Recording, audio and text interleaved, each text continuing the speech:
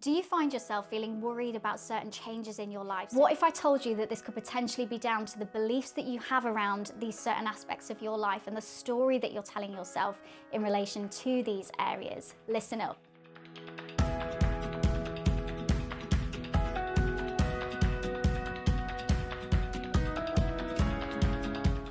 Hi, I'm Callie, your go-to life and mindset coach, and I'm here to support you on this crazy journey we call life.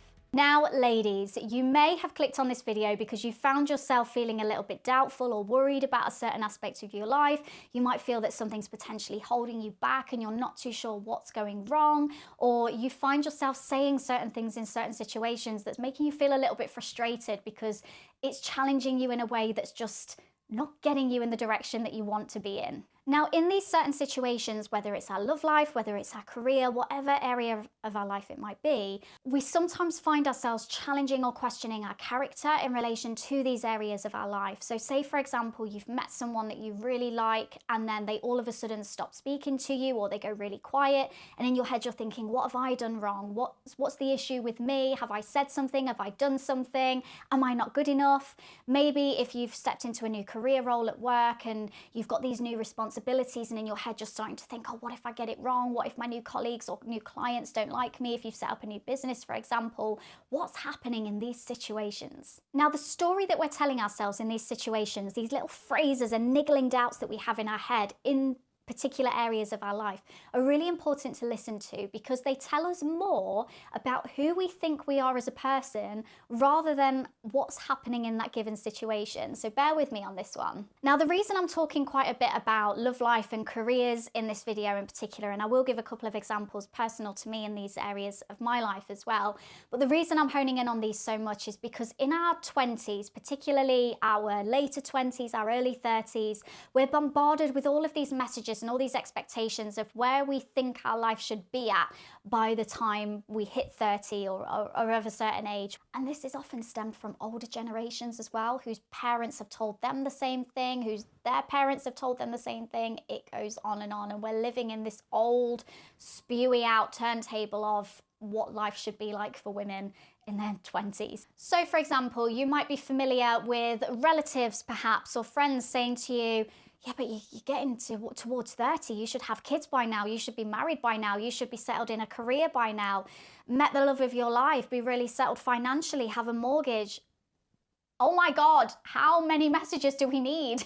To give you a little bit of an example, I posted an Instagram reel, I think it was last year, and the Instagram reel was based on all of the amazing things I was so proud of that I'd achieved by the time I'd hit 30. I mean, I'm 32 now, so a lot's happened since, but the reel encompassed so many different things related to the achievements in my career, the loads of qualifications that I'd achieved, becoming a psychologist, building my own business, becoming a homeowner, having my dog, building my life with somebody, so many different things, all came to a halt with one simple comment that was put on that video, which was, I mean, I'm paraphrasing, but it was along the lines of, you're 30 and you haven't had kids yet. Isn't that pushing it a little bit in terms of my age? And I couldn't believe it. And it set me back for a few seconds because in my head, I'm thinking, I've achieved all of these amazing things. I've worked so hard. I've literally worked my arse off to get to where I wanted to be today. And that all came crumbling down with that one comment. To make it even worse, that comment was left by a lady in her, I think she was in her mid-20s, who was so fortunate enough to have had kids of her own by that age.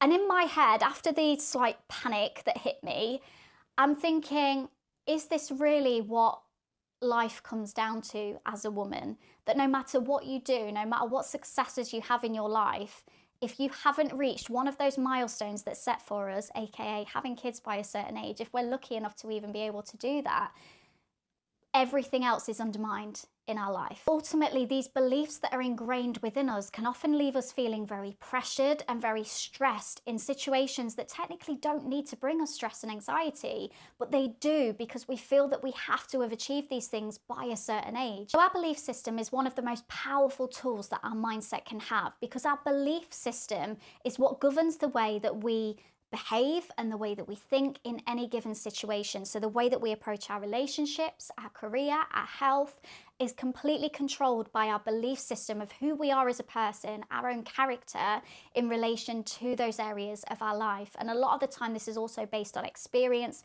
on what we hear and see and experience from others as well. Now, rather frustratingly as well, we're often unaware of a lot of the beliefs we have about who we are as a person or how we see different areas of our life, just because they're so deeply embedded in our unconscious mind that we don't know actually how they're controlling us and how they're dictating and shaping our life, especially if they're the beliefs that have been ingrained in us right from childhood of what our life should look like.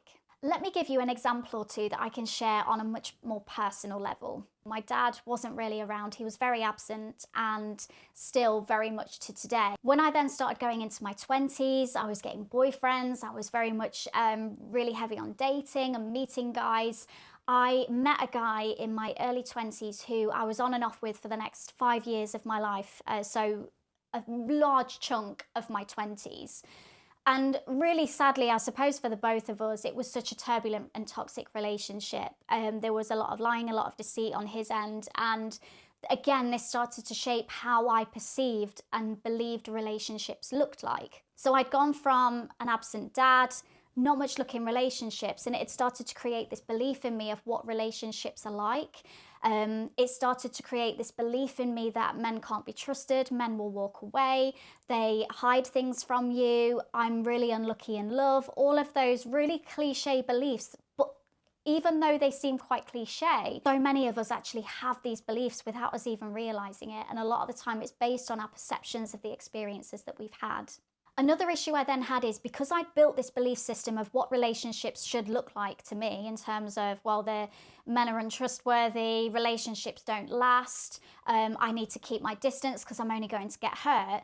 The minute I met a guy who actually treated me like an absolute queen and did everything to try and make me happy and just have a really good relationship with me, I would often push them away, or I would self-sabotage in the relationship because in my mind, this isn't what a relationship looked like. What I was experiencing in those better relationships weren't fitting with the narrative I'd created for myself of what a relationship should look like. And so ultimately I would end that relationship because it wasn't aligning with my narrative of relationships. If you missed my last video, be sure to check it out. It ties in really nicely with what I'm talking about in this video, which shows you how the reason why you're probably not getting the progress and the significant change that you want in your life. And a lot of this is based on how we're approaching our belief systems or not, and how that's potentially holding us back. So if you haven't seen it, I'll pop a link somewhere on the screen for you. Be sure to check it out. It ties in really nicely with what I'm talking about here. So let me give you another example that I think might be really useful, because one of the key things that my clients talk about a lot is they're so afraid to make changes in their career by the time they hit 30, because they feel that they're too afraid to make change for financial reasons, for being set back a little bit in life, whatever it might be, all the other excuses and reasons they come up with. So I've got another nice little example to give you in this area, if this is the area you're struggling in. So sometimes without us realizing, we have belief systems in place where we feel that we can't change our career by a certain age because it'll take us too long to train up, and we won't be able to deal with it financially, so we might have to take a bit of a pay cut to change our career. We'll have to meet new colleagues and work on different areas that we're not familiar with. Maybe we've been in a job for quite some time and we know exactly what to do in that job, and potentially we're too afraid to learn new skill sets or gain new qualifications to have a career that we know is going to fulfill us so much more, but we're just too afraid to make that change just in case. I'd hit my mid-20s and I was a qualified primary school teacher. I'd had a bit of background in psychology, so my degree was in psychology, but I was really stuck for what to do, and I just kind of fell into primary school teaching. And I, after just about 2 years in that role, realised I absolutely hated it. I loved being around the kids. They made me laugh so much. Being around 4-year-olds all day is tiring, but it is so much fun. But I just hated the job itself. I hated the pressure, the hours. I had no time to do what I wanted to do because there was so much pressure and dedication to the role that I just didn't want to have. Now, being a girl in the mid-20s, still living at home, going to her mum and saying, I don't want this job anymore, I'm going to retrain and get a new job, kind of hit me quite hard, because not only was I deciding to leave a steady, solid, stable career with a relatively good salary, albeit quite questionable, but anyway. I was deciding to not only decide to take a pay cut, to re-qualify, to take a step back in my life, to put my life on hold until I found something that I actually wanted to do. And all of these doubts and worries were actually running through my head. Also, not to mention the fact that all of the questions and pressure I was getting from everyone else didn't quite help the situation. But regardless of what everyone was saying to me, regardless of all of those doubts and worries in my head, I had a belief that was much stronger than all of that. And that belief was, you can have a career that you love. In my head, that was the only thing that I was thinking about, the only thing that I was focused on.